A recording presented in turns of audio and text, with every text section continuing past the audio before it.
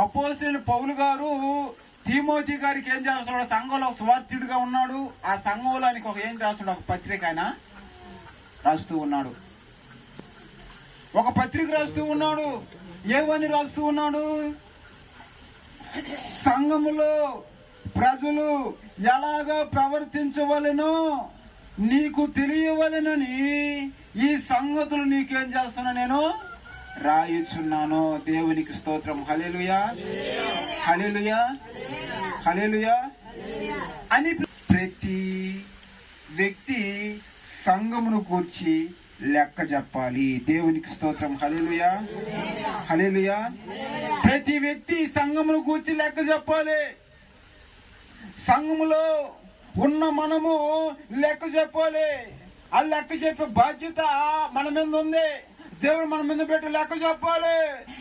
సంఘం అంటే మనం. సంఘం అంటే ఎవరంటమ్మా? మనం. సంఘం అంటే ఇద్దరు ముగ్గురు కూడి ఉంటారే వాళ్ళు సంఘం అంటారు. ఆ సంఘంలో ఒకే పని చేసే వాళ్ళు ఉండరు. ఒకరు బేదరు పని చేస్తారు, ఒకరు పెయింట్ పని చేస్తారు, ఒకరు కొయ్యి పని చేస్తారు. పలు రకాలైన పనులు చేసే వాళ్ళు ఆ సంఘంలో ఏం చేస్తారు? ఉంటారు. వాళ్ళందరం కలిపితే ఏమంటారు?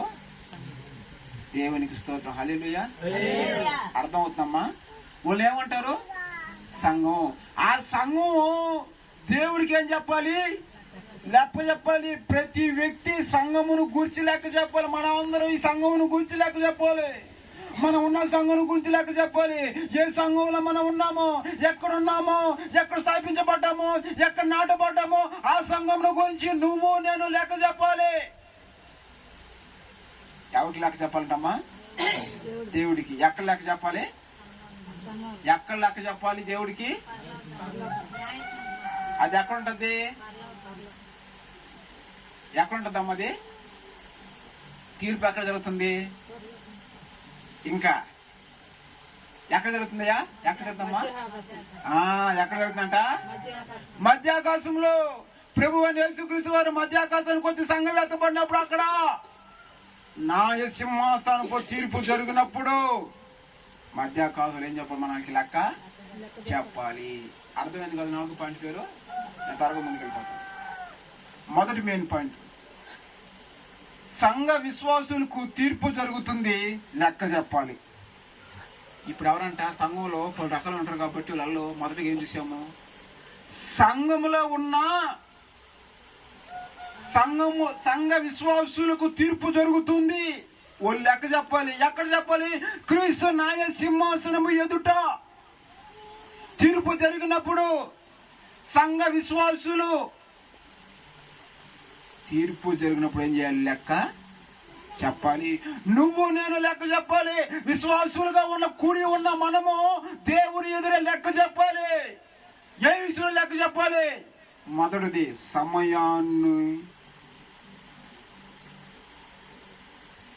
సమయాన్ని పాటించే విషయములో లెక్క చెప్పాలి.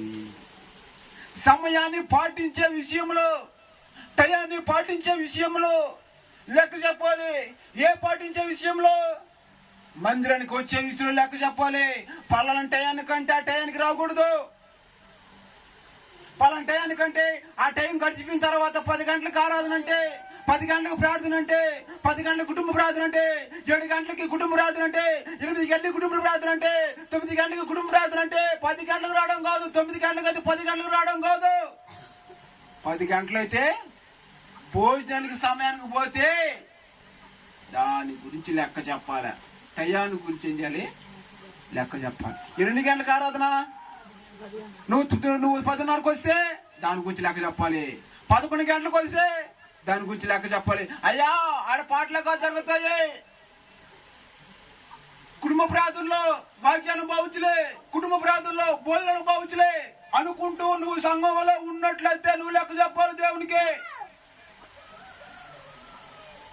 సమయాన్ని గురించి లెక్క చెప్పాలి. అయ్యా స్థయాన్ని గురించి లెక్క చెప్పాలి. అది తెలియక పాటలు అయిపోతే ఒకరు వస్తారు, ఆరాధన అయిపోతే ఒకరు వస్తారు, కీర్తనలు అయిపోతే ఒకరు వస్తారు, ఒకరు వాక్యంలో సగంలో వస్తారు, ఒకరు వాక్యం పూర్తి అయిపోయినాక వస్తారు, ఒక ఆశీర్వాద ప్రార్థనకు వస్తారు. ఈ సమయంలో అంతా నువ్వు ఏం చేస్తున్నావు? లెక్క చెప్పాలి దేవునికి. అయ్యా నాకు బద్ధకంగా ఉంది, ఆ పాటల కార్యక్రమం పోతే నాకు పనులు ఉన్నాయి, బంధువులు ఇంటికి వచ్చారు, అయ్యా నొక్కం కాక.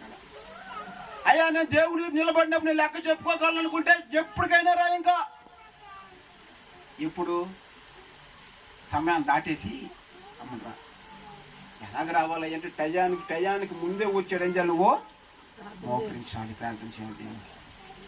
అంతేగాని టైం దాటించి పాటలు అయిపోయిన తర్వాత, ఆరాధన అయిపోయిన తర్వాత, ఆ కీర్తనలు అయిపోయిన తర్వాత, సాక్ష్యాలు అయిపోయిన తర్వాత, వాక్యం ప్రారంభించిన తర్వాత, వాక్యం సగం అయిపోయిన తర్వాత, వాక్యం అయిపోయిన తర్వాత వచ్చావనుకో, ఇంత సమయం నీకు నేను ప్రారంభించాను కదా, 8 గంటలకు నీకు అందుబాటులో చర్చ పెట్టాను కదా, ఈ సమయంలో నువ్వేం చేస్తావు? ఇన్ని గంటలకు వచ్చావు, ఎప్పుడెప్పుడు వచ్చావు, ఎన్నిసార్లు?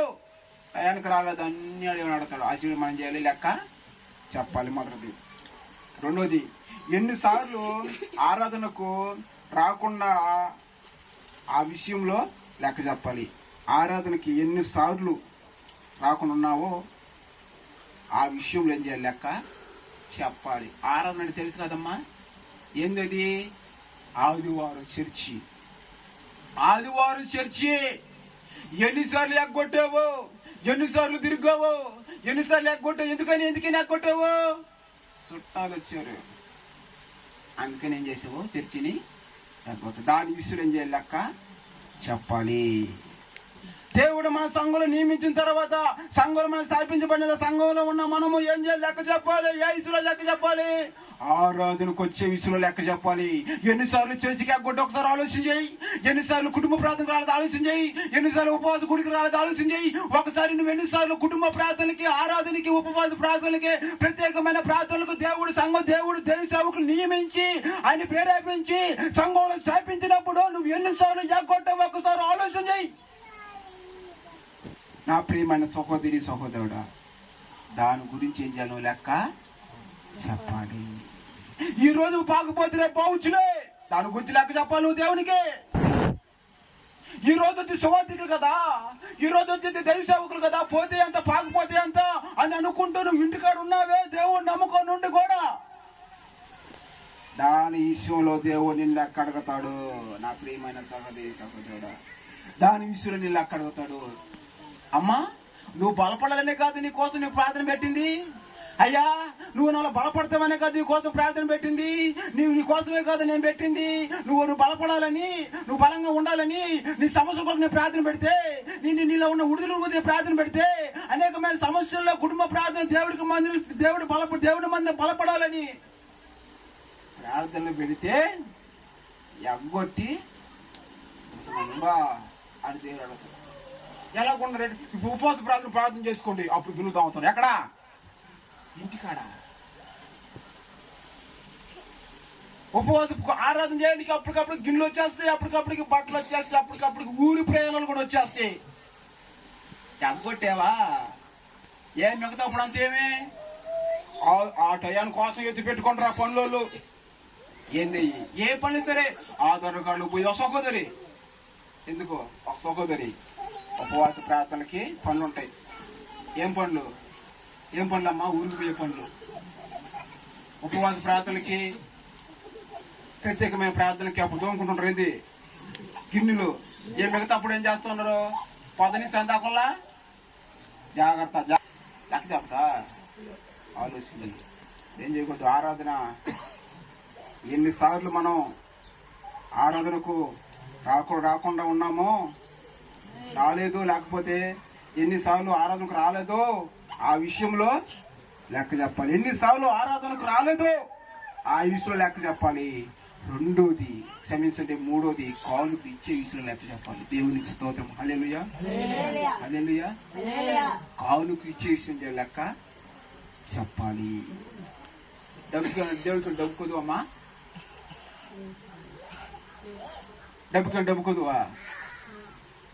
ఒక అడిగారంట, ఆయన పేదలు కదా, మాకు అడిగి చేస్తున్నాడు, అడుక్కున్నాడు. ఎవరంట? దేవుడు పేదోడంట. నేను సెల్ ఫోన్లో తీసాను చూడమ్మ కూడా బలి అనుకోండి నాకు. అమ్మా, డబ్బు దేవుడు పేదోడే కాదు. ఆయన సంపాదించుకునే డబ్బు కిలువ లేదంట. అక్కడ ఆయన సంపాదించుకునే డబ్బు నాకాడ కుమ్మరించబడాలంటే, ఆకాశం నుంచి డబ్బు కుమ్మరించబడి బంగారం రావాలంటే, వజ్రాలు రావాలంటే, ఈ భూమి మీద సమస్త సంపద నా ఎద్దు కొద్ది నిలువు అంటే అది అక్కడ ఏం చేయాలి? నిలవాలి. కానీ ఆ సంపదకి ఆయనకి అది ఇష్టం లేదు. ఏందయ్యా నీకు? నువ్వు ఇస్తే దానికి ఇలువ, గట్టిగా తప్పడితే ఇప్పుడు ఆయన పడతాం. నువ్వు ఇస్తే ఇలువ, నీ కష్టం ఇస్తే ఇలువ, నువ్వు ఇస్తే నువ్వు దానికి ఇలువ ఉంది. ఎందుకంటే దేవుడు చూస్తూ ఉన్నాడు, అయ్యో నా బిడ్డ కొంత కష్టపడుతుంది, నా కాదు ఇలువ లేదా, నువ్వు ఇస్తే ఇలువ, నువ్వు తప్పదు ఇస్తే దానికి. అయ్యో నా బిడ్డ నాకు ఇచ్చింది, అయ్యో దానికి ఇలువ ఉంది. నువ్వు ఎందుకంటే దేవుడు క్రమంగా ఇస్తున్నావు, క్రమపరచాలని, దేవునికి ఇవ్వాలని. ఇలువ దేవునికయ్యా. దేనికయ్య ఇలువ అంటే నువ్వు ఇచ్చే రూపాయికి ఏందంట ఇలువ. ఆయన పేదోడే కాదు, అడుకోడాలా మనల్ని క్రమపరచాలని, ఉన్నతమైన స్థానంలో మన దేవుడు పెట్టాలని దేవుడు ఏం చేస్తా ఉన్నాడు? కాళ్ళకి ఇచ్చే విషయం చేస్తా మన దేవుడు లెక్క అడగతాడు. ఆ విషయం లెక్క చెప్పాలి. ఎన్నిసార్లు దేవుడికి ఇచ్చే విషయం లేకపోండి ఒకసారి ఆలోచించి. సమస్యలు ఉంటాయి కానీ దేవుడికి వేసి మనం ఏం చేయాలి? దేవునికి ఇవ్వాలి. 4వది, మందిరాలు మారే విషయంలో లెక్క చెప్పాలి. అమ్మా, మందిరాలు మారే విషయం ఏం చేయాలి?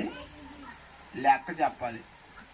ఏందయ్యా, యేసుక్రీస్తు ప్రార్థనా మందిరం ఉంది కదా, ఎలాగ బాగూడదు, 3వ నెల బాగూడదు అంటే నాకు బాగూడదు. అది కాదు దేవుడు అడిగేది. ఒకే బ్రాంచ్లో అడిగిన బాగొచ్చు, ఒకే పక్క చర్చికి చేయదు, బాగూడదు. దీని విషయంలో, మందిరాలు మారే విషయంలో దేవుడిని లెక్క అడుగుతాడు. మారుతున్నావా? మా క్షణం వచ్చింది, వాళ్ళ మందిరం పిలిపింది, మా బాబాయ్ వచ్చాడు, మందిరం పిలిచింది, నేను పోయాను. ఆ విషయంలో దేవుడు ఏం చేస్తాడు? లెక్క. ఎందుకు అడుగుతాడయ్యా? అమ్మా, నీకు సువార్త ప్రకటించి ఒక దైవ సేవకుని ఒక దగ్గర నియమించాను కదా, నువ్వు బలపడాలని, స్థిరపరచబడాలని, నీకు ఒక పుట్టినని నేను ఏర్పరచాను కదా, నువ్వు బలంగా ఉంటావు, నాకు దైవ సేవకు నీ కొరకు నియమించాను కదా, నువ్వు ఎందుకు అడుగు పోయావు? ఎందుకు అక్కడ పోయావు? ఎక్కడ నీ కాలు నిలవలేదా? ఎందుకు నువ్వు అడుగుపోయావు? ఏ స్థితిలో నువ్వు అడుగుపోయావు? ఎందుకు పోయావు? నువ్వు మందిరాలు మారుతావు, ఈశ్వరుడు లెక్క చెప్పాలి. ఒక ఆయన దగ్గర రక్షణ పొంది, ఒక దగ్గర పాప క్షమాపణ పొంది, ఒక ఆయనకి కుమారుడుగా ఏర్పరిచిన నువ్వు ఇంకొక దగ్గరికి ఎట్ట అవుతావు? ఐసి అడగతావు. అయ్యా, ఊరికి పోయాను, ఏంది ఆదివారం ఊరి ప్రయాణాలు ఏంది? ఏది నీకు ఆదిగా చర్చి ఉంటుందని అని అడుగుతాడు. దేవుడి సమాధానం చెప్తావు. అయ్యా, నేను చెప్పుకుంటాను దేవుడికి ఎన్ని మందిరాలు మారుతాను, ఎక్కడికైనా తిరుగుతాను, నాకేం కాదు, నేను ఎప్పటికైనా వెళ్ళిపోతాను, నేను అడిగిన తిరుగుతాను. దేవుడు అడిగితే లెక్క చెప్పుకునే సత్తా నా కాడ ఉంది, బలం నా కాడ ఉంది, కెపాసిటీ నా కాడ ఉంది. తిరుగు, ఎన్ని మంది తిరుగుతావు, నీ ఇష్ట ప్రకారంగా తిరుగు.